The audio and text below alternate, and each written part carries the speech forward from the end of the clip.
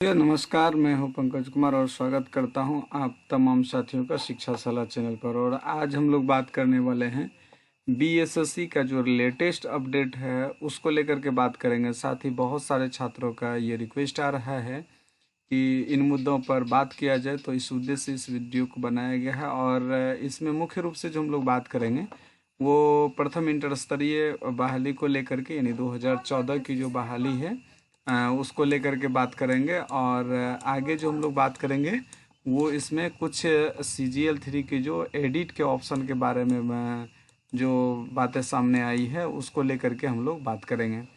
तो ये वीडियो काफ़ी इम्पोर्टेंट होने वाला है उन छात्रों के लिए जो बीएसएससी इंटर लेवल 2014 का फाइनल मेरिट का इंतज़ार कर रहे हैं उनके लिए, और जो CGL3 का फॉर्म भरे हैं उनके लिए। तो इस वीडियो को शुरू से अंत तक ज़रूर देखिएगा। और जो नए व्यक्ति हैं प्लीज़ शिक्षा सलाह चैनल को सब्सक्राइब कर दीजिएगा ताकि बीएसएससी से रिलेटेड पल पल का अपडेट जो है वो आप तक पहुंचता रहे।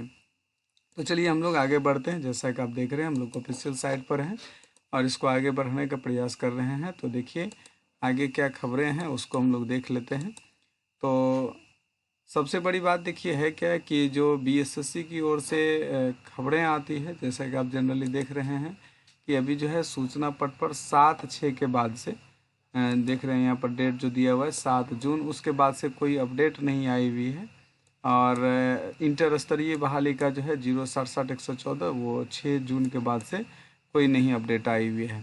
तो इसका उम्मीद ये है कि क्योंकि सारा चीज़ तो क्लियर पहले ही कर दिया गया है आयोग की ओर से कि जो 2013-14 का NCL है उसको जो है 14 जून तक दिया था डेट उसको अपलोड करने का, और 14 जून के बाद जो है 20 जून तक उसका हार्ड कॉपी पहुंचने की बात की थी बीएसएससी के ऑफिशियल ऑफिस में।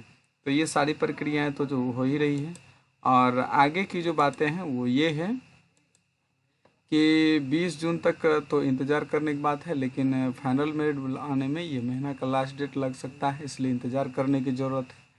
काफ़ी सारे छात्रों को जो है ऐसा कर रहे हैं प्रोटेस्ट। तो प्रोटेस्ट अभी वेट करना चाहिए हम लोगों को, ज़्यादा वेट तो नहीं लेकिन वेट करना चाहिए, क्योंकि अभी प्रोटेस्ट से फ़ायदा नहीं दिख रहा है। इसलिए नहीं दिख रहा है कि टाइम तो आखिर आयोग को चाहिए ना फाइनल मेरिट के लिए, तो फाइनल मेरिट पर अभी समय देना पड़ेगा। और इसके बाद आगे हम लोग बात कर लेते हैं थोड़ा सा बीएसएससी CGL3 की बहाली को लेकर के, क्योंकि बीएसएससी इंटर लेवल की बहाली को विशेष क्या कर सकते हैं, इंतज़ार करना है। कुल मिलाकर के यही जानिए, जो छात्र कर रहे हैं कि प्रोटेस्ट करना ये करना है तो वेट कर लीजिए अभी थोड़ा सा, और इसके बाद देखा जाएगा कि वो इस माह के अंत तक करते हैं या नहीं, फाइनल मेरिट जारी होता है कि नहीं आयोग के द्वारा, या फिर जो है फर्स्ट वीक जो है वो जुलाई का उसको भी देखना पड़ेगा। तो ये दो चीज़ें जो है इसको इंतज़ार करने की ज़रूरत है। और आगे देखिए क्या हो रहा है कि इंटर लेवल के बाद हम लोग ग्रेजुएशन लेवल की बात करते हैं। तो ग्रेजुएशन लेवल का जो मैथ देख लीजिए, फंस जाता है कंप्यूटर।